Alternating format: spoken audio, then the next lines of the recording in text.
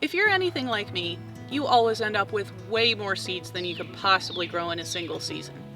If you're also like me, you don't want to waste anything, even the $2 you spend on a packet of seeds. That's why I end up growing seeds long past their expiration date.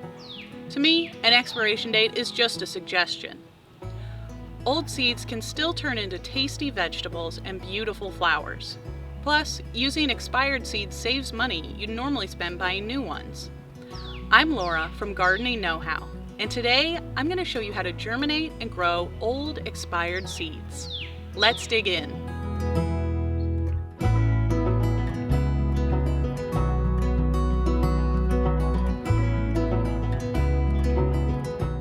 I've got 4 packets of expired seeds here: zucchini, yellow crookneck squash, watermelon, and spaghetti squash. I've had these seeds for a while, and all of them are several years past their expiration date. Some expired in 2018, and the most recent ones expired in 2020. To germinate old seeds, you'll need a paper towel. Make that a damp paper towel. Much better. Place your seeds so they're not touching.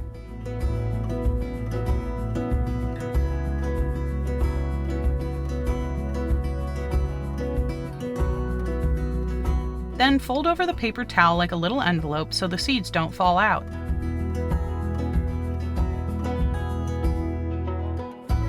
Grab a plastic baggie, pop the paper towel into the baggie, squeeze out the air, and zip it shut.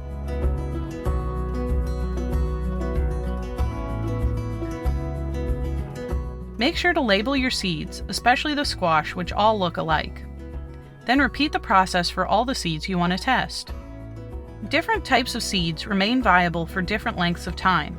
Squash, despite the expiration date on seed packets, usually remain viable for about 3 years. Melon seeds also last about 3 years, as well as tomatoes, beans, and brassicas like broccoli and cabbage. Other plants like spinach, parsnips, chard, lettuce, and onions only last 1 or 2 years. But my theory is, try it and see. There's no harm in trying to germinate them. If they don't sprout, then throw them out. Place the baggies of seeds in a warm spot for a week or so. After a week or two, it's time to transplant any seeds that have sprouted. Start off with a good potting mix. You can use one specifically for vegetables if that's what you're growing. Just make sure that whatever you use has good drainage. You want to move seedlings into individual containers to keep growing until they have a set or two of true leaves. Then you can plant them out in your garden or into bigger pots. Use your finger or a pencil to create planting holes. Then open up your baggies and see what sprouted.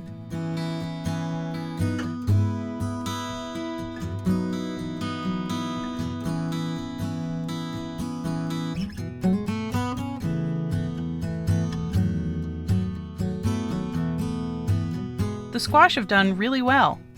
So well, in fact, their roots have started to grow into the paper towel. Gently loosen the roots from the paper towel and pop your squash seedlings into the planting holes. Repeat this process for each plant variety, making sure to get all the roots under the soil and leave the green seedlings above the soil line.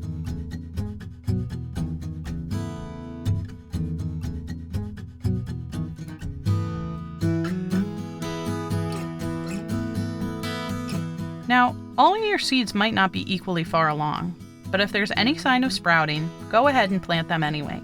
They'll continue to grow in their new home. Once all your seeds and sprouts are planted, give them a nice big drink and place them somewhere sunny.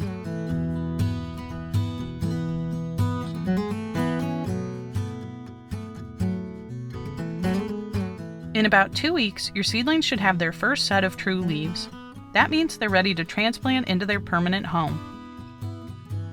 Not all expired seeds will grow well, but most of mine did. The watermelon got to the seedling stage, but started to get eaten by bugs. That's okay though, because it didn't cost anything. That's why experimenting with expired seeds is so great. If I had followed the expiration date on the packet, I wouldn't have this delicious homegrown zucchini to eat. For more money-saving gardening tips, check out gardeningknowhow.com. Thanks for watching, and happy gardening!